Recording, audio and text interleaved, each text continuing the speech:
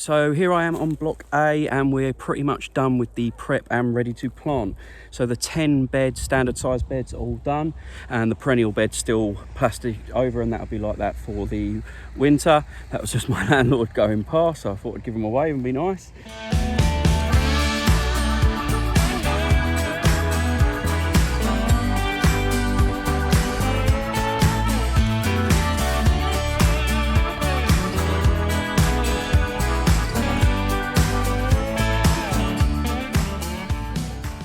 Hello and welcome back to the Essex allotment. In this vlog, I'm going to talk to you about the level of planning I'm having to go into now, ready for next season in the brand new market garden on the farm. And we'll have a quick spin round, have a look at what I've been up to this week and talk about what I'm planning to plant in the next couple of weeks and the next couple of months.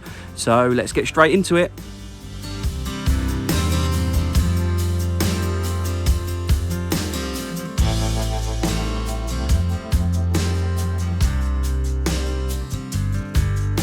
The clever amongst you will realise that I'm not actually at the farm today. I'm sat in the garden, got my little boy with me, so you might be able to hear him in the background. We're having some fun in the sun, and I thought I'd take this opportunity to talk to you about the level of planning that I'm having to go into right now, ready for next season. So let's start with the obvious. I mean, it's already August and I'll have to start thinking about getting my overwinter crops in the ground in the first 10 beds in 2 months' time. And what I'm learning already is that there's a massive difference when it comes to ordering seeds and more specifically onion sets and garlic sets for overwintering in small quantities from well-established seed companies like Marshall's or whoever, to buying them in bulk. And not many of these sort of well-established seed companies sell in bulk, and if they do, they're super expensive. So I'm having to reach out to some of those established market gardens out there like Tappenoff, who are one of my favourites up in Scotland, and ask them simple questions like, where are you buying your bulk onions and garlics from? The positive from that is what I'm learning really quickly is that there is a fantastic market garden CSA community out there, which I'm sort of trying to sneak my way into and pick their brains as best I can. But anyone who I've asked questions for or questions of so far have been super helpful.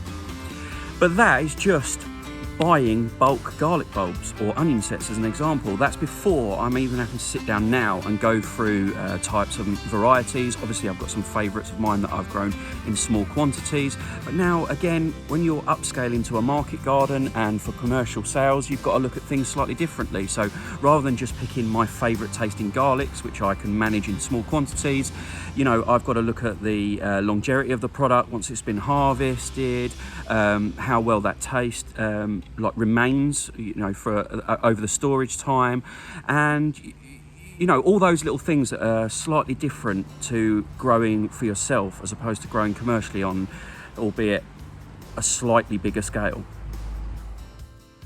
So my first ask for anyone watching is if you've had any great experiences with any types of garlic or onion, then give me a shout in the comments below, or if you follow me daily on my Instagram account, drop me a note in my DM and just let me know those types of garlic and onions that have been really good for you. It doesn't matter if you're a small scale grower or a personal grower or someone that grows commercially, you know, it will just give me some names to start researching into and having a look at reviews, you know, across the internet. Should be great help, so thank you very much. So all that was just about garlic and onions, and so you can see the enormity of it when you start thinking about 20, 30, 40 different products, of which you might have 2 or 3 different varieties within that product group. Tomatoes would be a great example that won't come around until next year, but you need to start planning those things now. And I was well aware of that with a corporate background that I've come from, but now I'm in it and things are happening a little bit quicker. Sort of the enormity of the task is hitting. So yeah, I just really wanted to share that with you guys. We'll jump over to the farm in a minute and I can show you what I'm up to. But we'll talk a little bit more around the planning and what else I've been looking forward to and prepping now, ready for next season. So you may or may not know that I've been trialling a veg box scheme, a weekly veg box scheme, or veg box service should I call it, out of a shop called The Greenhouse in Brentwood, and that's been going fantastically, anything between 10 and 20 boxes a week, and I've really enjoyed it, hence the decision to expand and go bigger. Now my farm's based in the Chelmsford area in Essex. Brentwood's about 6 or 7 miles up the road.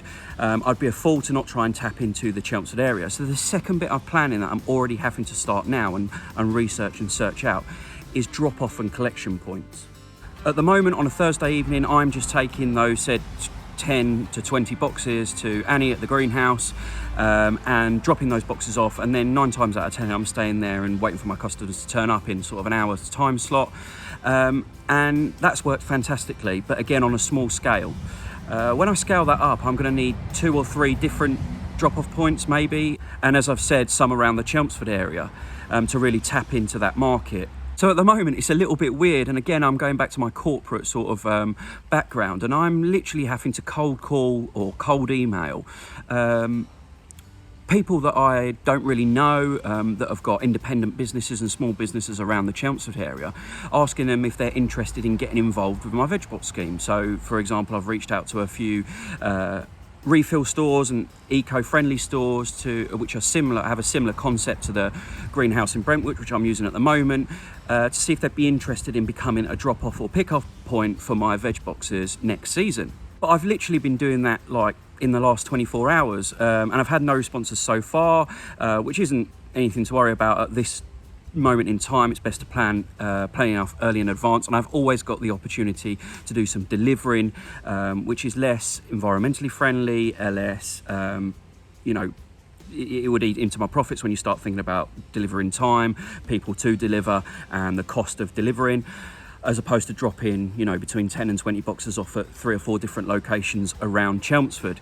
But yeah, it's a really weird thing when you think of market gardening, when you think of starting that market garden. It's a really weird concept to then be straight back into the corporate world and almost cold calling and pitching for drop-off and collection points around Chelmsford. And hopefully I'll keep you guys up to date with how I'm getting on with it as and when these vlogs come out. But as it stands at the moment, I've had no responses, but like I say, some of them only went out in the last sort of 3 or 4 hours, some of those emails, and I'll follow those up with phone calls. And then you've even got the opportunity towards the end of the season to go into some of these shops and sort of drop them off a little complimentary veg box to really show them what I'm all about. So again, it's a strange ask. I don't know if it's even worth me asking on YouTube with my small audience being so global.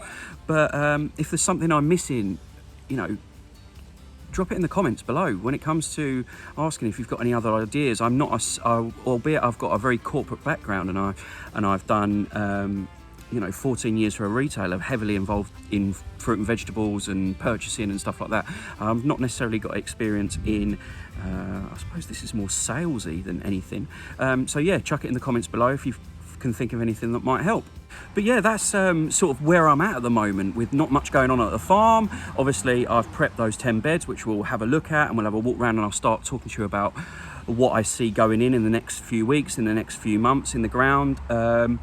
But yeah, it's a real strange time. I've got this fantastic opportunity, and I obviously want to really hit the ground running. But I am still finishing off. I've got 10 weeks of the veg box season left this season, which I'm doing out of some private land at my parents' home. And while I've got some experience in this stuff, as I said a couple of times, and sort of 10-12 weeks of veg box experience behind me, it's a really daunting process. Like I said, just the fact that I'm 24 hours in, and I haven't got drop-off points yet at the moment, and that could mean that I'm delivering next year, as opposed to dropping them off at 3 and 4 points around Chelmsford, and then I've got to do all the finances behind that and things like that. So yeah, it's a really exciting time and a really important time, and there's loads and loads of planning. But I just thought I'd give you guys a bit of an insight into sort of like the more businessy side of the market garden at the moment, and what I'm up to away from covering 10 beds of compost and wood chipping paths and everything else that comes with it, X, Y and Z. So anyway, that's enough of me rambling to camera. Like I said, let's jump over to the farm. I can show you where I'm up to in sort of week 3.5 of the market garden, what the plans are now for extending, and yeah, that'll be about it for this week's vlog.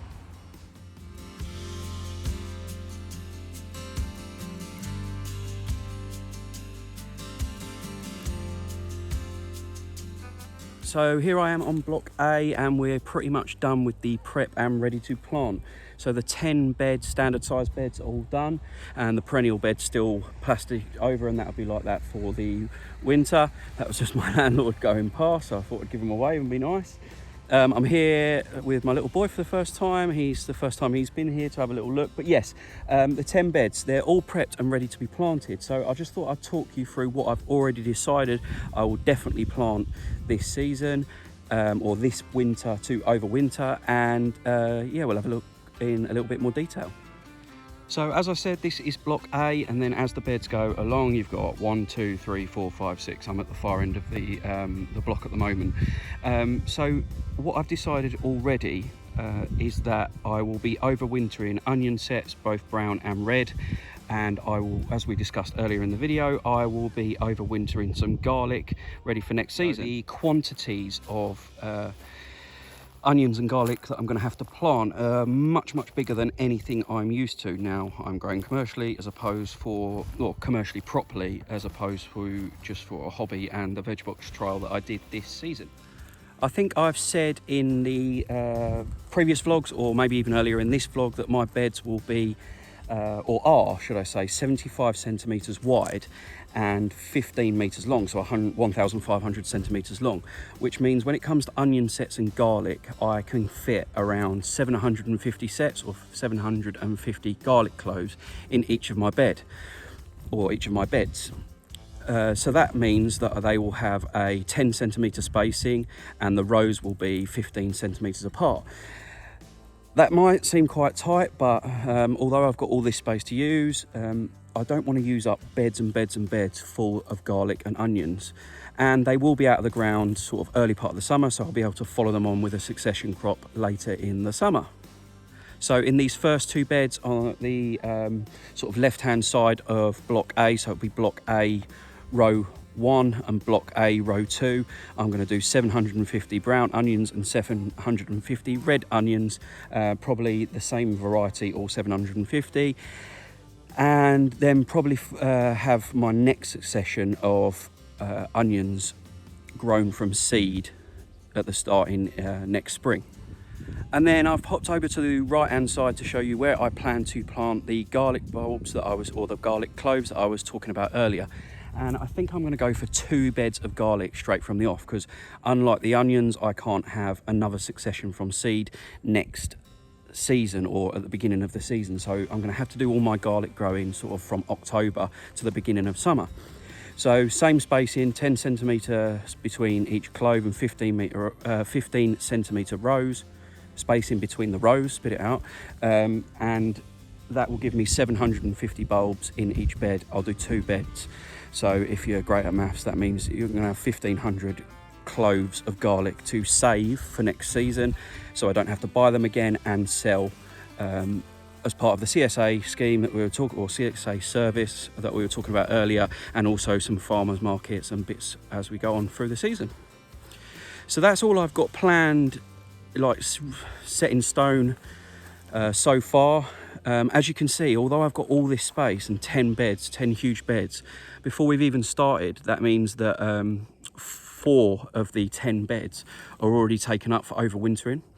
My sort of loose plan so far for the rest of the season will be, with the 6 beds remaining, will be to plant some kales and some winter lettuces, just to see how good the sorry, I'm trying to move so that the sun isn't all in the thing. That's good camera work.